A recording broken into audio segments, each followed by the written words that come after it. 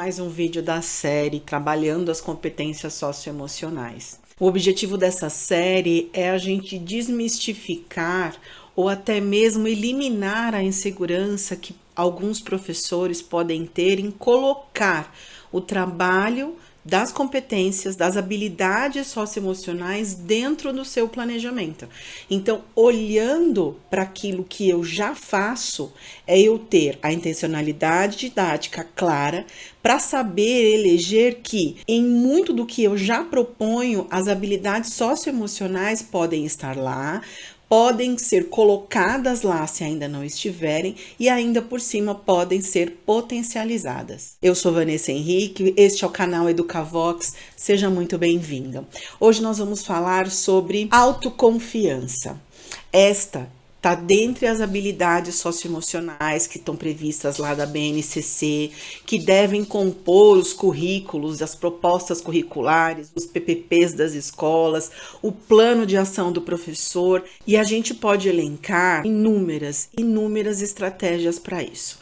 Só que o objetivo dessa série é dizer para o professor assim, presta atenção, professor, você já trabalha a habilidade socioemocional dentro das suas aulas. Você só precisa ter clareza disso para que você torne isso cada vez mais potente. Porque por muitas vezes a gente faz as coisas meio sem saber que está fazendo, sem intencionalidade clara. Então o objetivo é a gente eliminar essa coisa assim meio perdida e trazer para a luz, pôr luz nessas coisas, com o objetivo de potencializar o processo de ensino e aprendizagem. Se eu potencializo, enquanto professora, a minha estratégia, eu potencializo a aprendizagem do outro. Se eu sei que aquilo que eu estou propondo vai desenvolver X coisa em quem está aprendendo, eu consigo potencializar isso, entender o tempo e o espaço do outro para que a aprendizagem se dê de fato. Então, esse é o objetivo dessa série. Quando a gente fala de autoconfiança, o que é autoconfiança? É eu confiar em mim mesma. Confiar nas coisas que eu penso, confiar nas coisas que eu sinto, confiar nas coisas que eu gosto, saber dizer do que eu gosto, do que eu não gosto. Tem muito a ver com autocuidado, são coisas muito parecidas. Se eu sei do que eu gosto, do que eu não gosto, eu tenho, por consequência, autoconfiança para dizer para o outro, parou, este é o meu limite. O seu limite acaba aqui, sabe? Fazer risca no chão? Risca o chão falando, parou, amigo. Aqui, seu terreno acaba aqui, aqui começa o meu. Então, parou. A gente tem esta habilidade de dizer, chega, já deu por hoje, já chega. Como diz a menininha lá dos memes lá. Então, a gente precisa ter esta clareza, né? De que a gente gosta de algumas coisas vão ao encontro do meu conforto, do meu bem-estar, e outras coisas me violentam, outras coisas me intimidam, outras coisas me desagradam, e eu tenho que dizer, parou, você me desagradou, você me intimidou e eu não aceito isso. Chega. E às vezes falta autoconfiança em nós adultos para poder colocar as pessoas no seu lugar, para poder escolher coisas e bancar essas coisas, né? Então eu escolhi X coisa. Mas tá todo mundo fazendo diferente de você. Lasque-se. Eu vou fazer aquilo que eu escolhi. Eu não nasci em bando, eu pertenço a uma comunidade, mas eu sou uma individualidade, eu sou um ser único, com gostos particulares, com medos particulares, com potencialidades e fragilidades que são só minhas e de mais ninguém. Então, entender isso, esse processo de individuação que o Jung fala e outros tantos falam também, é algo que a gente precisa trabalhar. Como que a gente trabalha isso em sala de aula? Quando eu faço uma proposta para os meus alunos irem até a biblioteca da escola, vou dar um exemplo só. Os menina vão até a biblioteca da escola e lá eu digo para eles assim, aqui está a estante das poesias, aqui está a estante dos livros de contos de fadas, aqui das lendas, aqui das ficção científica, aqui tem artigos científicos, aqui tem crônica, onde eu vou dizendo para eles tudo o que você tem, as opções que você tem para que você faça uma escolha. Aqui tem gibi, aqui tem isso, aqui tá aquilo. E a gente vai ofertando possibilidades de escolha. E aí eu vou dizendo para ele, vai lá, faça uma escolha. Leve a sua escolha para casa, leia aquilo que você escolheu e quando a gente combinar, daqui uma semana, daqui duas, no dia combinado, você vai me dizer o que você achou da sua escolha. E aí ele vai poder dizer, eu gosto de contos de assombração. Este é um conto de assombração, eu gosto do conto de assombração, porém, desse autor não me chamou a atenção porque eu não achei a história intrigante, interessante, não achei, não gostei. Ótimo, é a opinião dele e ele não pode ser criticado por ofertar a opinião dele, desde que ele consiga fazer isso de uma maneira respeitosa e com base naquilo que ele tem enquanto critério para avaliar. Só que como que eu coloco possibilidades dos meus alunos desenvolver critérios para poder avaliar uma leitura, avaliar um gênero, saber o que gosta, o que não gosta? É ofertando. Então o grande segredo é eu oferto, mostro para eles que existem as opções que eu tenho, ofereço aquela gama de opções e deixo com que ele escolha aquilo que lhe aprouver, aquilo que lhe apetece, aquilo que dá tesão na coisa. Tem criança que adora gibi, tem criança que adora contos de fadas, tem criança que adora lendas, tem crianças que adoram revistas de artigo científico, de verbetes, tem uma infinidade de coisas aí. E é isso que a gente tem que respeitar. Essa escolha que as crianças fazem em pequenas coisas que às vezes a gente acha que é pequena e não é o que faz com que ele construa nele o poder de autoconfiança. E que ele saiba que quando ele for falar do livro que ele escolheu, dar a opinião dele sobre a história, ou sobre o autor, ou sobre o gênero que ele escolheu, que ele tenha espaço para isso e que ele seja respeitado para isso.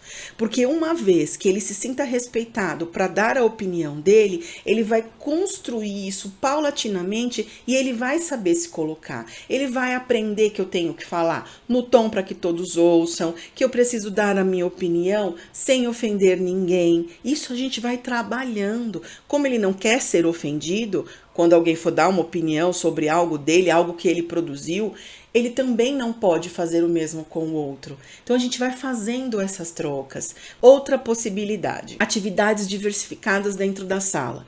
Uma vez por semana, uma vez na quinzena, uma vez por mês, a professora propõe várias atividades dentro da turma. Então num lugar tem cubo mágico, no outro tem Lego, no outro tem aquarela para poder escolher um papel, um suporte para poder pintar, desenhar, fazer o que ele quer. No outro eu tenho massinha, no outro eu vou criando possibilidades de aprendizagem mesmo para que eles possam escolher. E aí eu marco o tempo para fazer a rotatividade, monto grupos, vamos imaginar de 4 crianças, que é um grupo legal, até 5 crianças é um grupo legal, porque dá para eles se ouvirem e trocarem, 3 crianças, enfim. E aí eles vão andando por tempo naquelas estações. Primeiro eu faço isso para deixar com que eles experimentem tudo.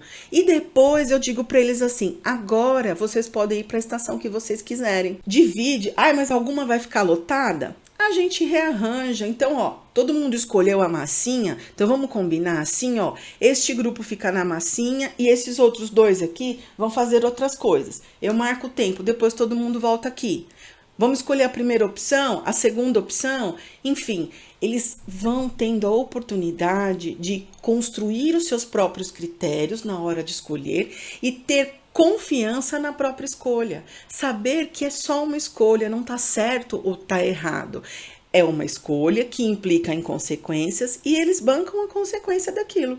Então, a gente precisa propor na minúcia do dia a dia, da rotina da sala de aula, da rotina da escola, possibilidades de escolha para que as crianças desenvolvam critérios próprios e confiem nos seus próprios critérios de escolha.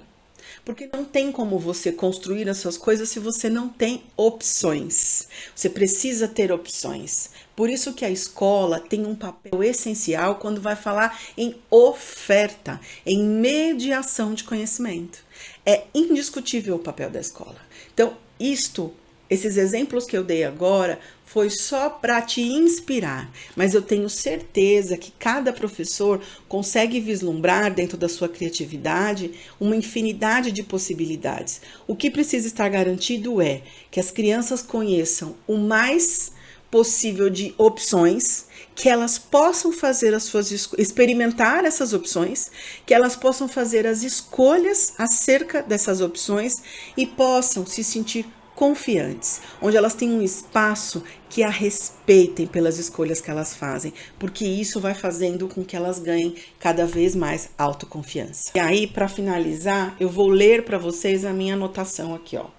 Autoconfiança.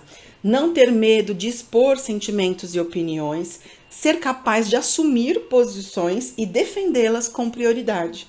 O aluno só tem a ganhar ao reconhecer em si as características que o tornam único.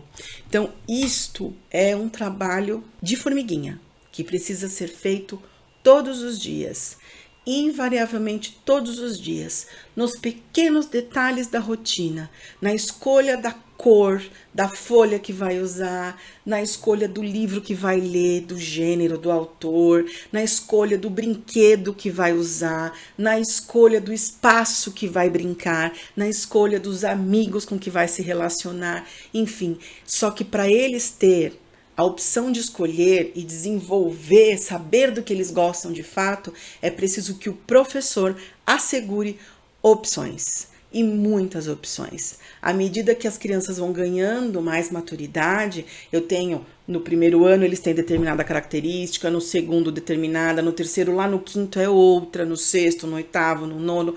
À medida que as crianças vão amadurecendo, eu posso ir ampliando o leque de opções para eles. Então, este é o segredo. Você já faz isso. Pode ser que até seja sem querer, sabe? Tipo chave sem querer querendo, mas agora que você já sabe que é isso que ajuda, potencializa, faça dar certo de fato. Até o próximo vídeo.